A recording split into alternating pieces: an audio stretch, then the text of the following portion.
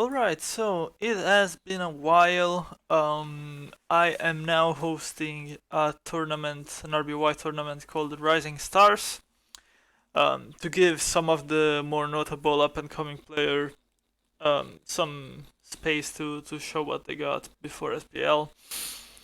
And this is one of the games from this tournament. It's just started. This is round one. Um, so I thought this was one of the best games of the week and one of the most entertaining to show. Um, so let's just get to it. I'm not going to go too deep with the analysis. I'm more so just making this video to showcase that the tournament is happening and that it's a fun time to follow, to watch along with the replays and so on. Um, so Mr. Soup tries the lead Chansey and hits the nightmare matchup, the worst possible matchup, which is Jinx. And yeah, Nicole just gets to sleep permanently and fish an Ice Beam, and the Ice Beam on Starmie immediately freezes. You're sitting here and you're watching this game that is already basically a 6v4, and you're asking, well, why the fuck is this the game that you bring of all games? Surely an instant 64 cannot be that interesting. But it can be. It can be. So stay here for a bit. So we see Lax on Lax. Executor gets paralyzed as well. This is like the worst punish possible. But at least there is an Executor. There is a backup sleep, so it's 4v5 now for Mr. Soup. But it's still looking quite bad. This chance he can wake up. He has 2 turns birth already, 3 now, but it's going to be difficult. And yeah, this is not good for Mr. Soup at all. The army gets claimed immediately by Taurus, and now there's a Taurus war. Maybe Taurus will help Mr. Soup, and indeed it does. Gets a crit. Doesn't go for Hyper Beam, so okay. Now we have this situation. It's a classic situation when one Taurus crit and one doesn't. Mr. Soup is not really in a great position to switch into Hyper Beam because everything he has, at least amongst the revealed Pokemon, can just drop to a critical hit.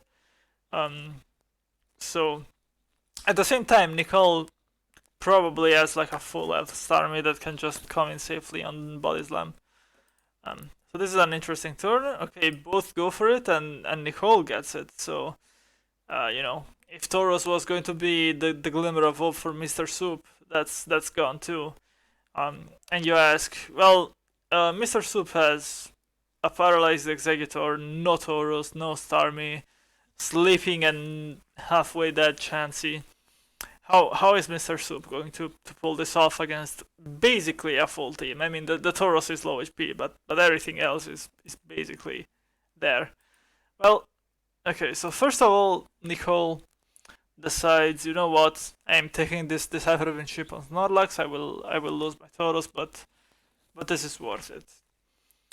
This is a decision that Nicole makes. It's respectable. But now Starmie is revealed, and Starmie is Surf T-Bolt. I mean, if you haven't been in the loop with RBY for a while, this is very much the current standard. Surf Thunderbolt Starmie is probably the most popular Starmie set that I've seen since I've started playing in 5 years. Starmie sets have always been fairly balanced, with not any option becoming too dominant. And this recent trend where everybody's just automatically sending Surf Thunderbolt. Well, not everyone, but a vast majority of the Starmies are Surf Thunderbolt nowadays. That's definitely something to take note of. So even with no moves revealed, Mr. Soup makes it a very reasonable assumption that this Starmie is indeed Surf TB and that the Executor can switch in. So all good there. Makes a switchback on Chansey to heal Snorlax, and except he's not healing, he's exploding. Surprise. And Starmie goes down. And now you will see one of the funniest things ever. It's fucking Victreebel. It's fucking Victory Bell 6th. With Lead Chansey, with Sleep Executor, the 6th Pokemon on Mr. Soup's team is a Victory Bell. This is possibly the weakest team of all time against Zapdos.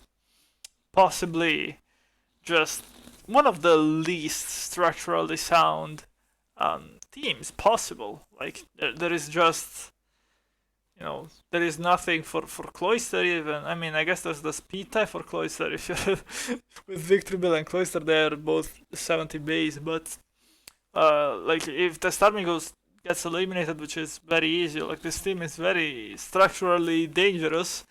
But lo and behold, I mean, the Starmie was claimed by the Snorlax, the Tauros was claimed by the Tauros and the Snorlax.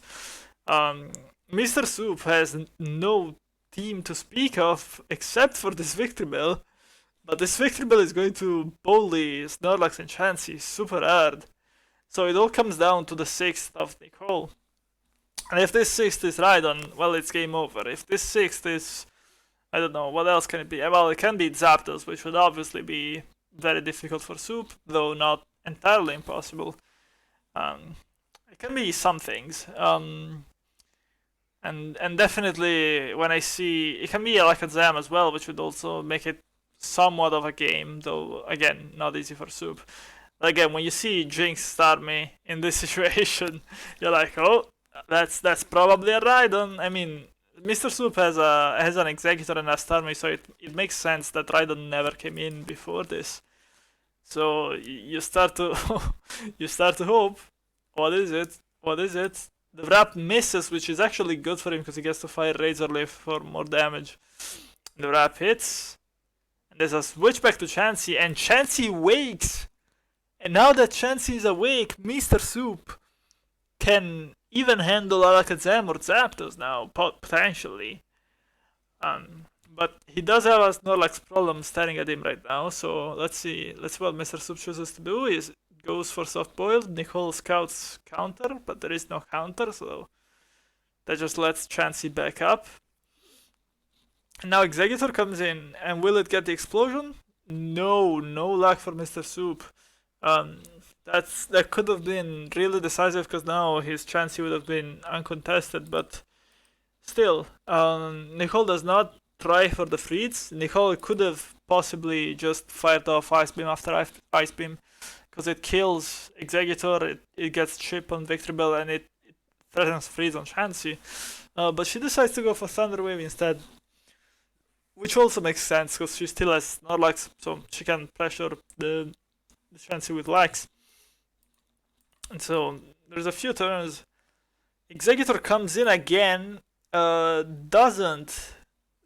Well, this FP we don't know what it is. It might have been Ice Beam, but either way, there's vengeance for the Eggy FP earlier, and now the explosion comes through. It doesn't get predicted by the Jinx, and it's Zapdos, and Victory Bell gets crit, and it's Zapdos, and the Chansey dies. And I just thought this was really funny. When I watched this, I was like, holy shit. Maybe this Victory Bell is doing it, but nope. It's just Zapdos.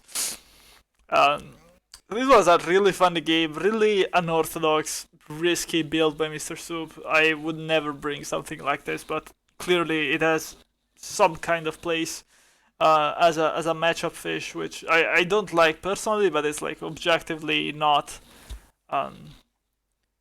It's not completely unreasonable to just accept this kind of matchup against Zapdos. So yeah, I mean, and this was just such a fun game to watch with all the back and forth, with the luck and the potential reverse sweep. One thing I want to point out, I do believe on this Drill Pack turn, there is a case to be made for just Thunder Wave the Victory Bell. Because if you Drill Pack and you don't crit, and this Victory Bell happens to be Stun Spore, then your Zapdos gets wrapped, your whole team gets wrapped and dies, and the game is over. So I think there's an argument to be made for T-Wave here. So just in case you want some insights. But I mean, the drill play crits, so you know, whatever. Yeah. And so Nicole started. This was the first game of the best of three, and Nicole started off with this win. Mr. Soup would go on to win game two in another pretty lucky game. Basically, same start as this one, but swapped. Mr. Soup got a lot of luck early and just carried it over. And only it was way less back and forth. Mr. Soup just kind of won. And then I will show you the ending of game 3 as well, because it's really funny. I mean, I don't know. It's just, I feel like people should see this. So it was a very quick game. It was a Gar egg type of game. It was Executor exploding. You know, you see everything on Nicole's side. The Storm is asleep. The Lax is low. The Tauros is low. The Zapdos is low and paralyzed. And Mr. Soap is down to basically his Gengar, because on this turn, Nicole doesn't get the FP. And yeah, and so it's just Gengar. And this Gengar, if this Thunder Wave goes through, he's basically hooked, because he just dies to Tauros EQ over 2 turns. But Zapdos FPs, and you're like, okay, Tauros can still do this. Snorlax comes out, you're like, okay, I guess either she's trying to stall with rest, or she has a Q. Stalling with rest would be kind of a last resort, not too likely to work, but still some win chances. EQ would pretty much seal the deal. Let's see what it is. It is EQ, and you're like, well, now all Tauros has to do is not lose the speed tie and get crit in the same turn. So of course, Tauros loses the speed tie and gets crit. And now, Starmie can instant wake, maybe. Starmie can still instant wake and maybe kill this Gengar. But it doesn't. And Nicole, in tragic fashion, gets swept 1v4 by this loser-ass Gengar, who did nothing all game. And he just comes out like he's, I don't know, like he's a Tauros. But he's a Gengar. But he just gets the luck. And I thought this was funny and sad for Nicole. Definitely sad. For Mr. Soup, definitely funny. And so Mr. Soup won this round 1 matchup. He was one of the lower seeds because he is fairly new to Serious RBY, but he has won Grand Slam. And he has some decent OU results, and we'll see in this tournament how he carries on this form. Nicole, obviously a great player, one of the more talented and promising new RBYers of the last year or so. But we'll have to bounce back from Mo 1. So definitely keep following the tournament if you have been. I would recommend you start following it if you haven't been, because I think I've got something cool going on. And hopefully you will see some of these names that I will show you in the next few weeks in next SPL as well. Because my goal with this tournament is trying to get new players to show off what they got, so that they can get picked up in SPL and really make that big jump. And so, yeah, that's it. That's what we're doing here. Thank you for watching this video. Thank you for sticking with the channel if you've been subscribed for a long time. I know I've left you hanging for quite a while. I never ended up making those RBY World Cup videos that I thought I would. But for this tournament, I'm feeling pretty invigorated. I want to make sure that it gets prolonged coverage all the way to the end, and so hopefully that is what you guys will get. Thanks again for watching. I will see you next week. Goodbye.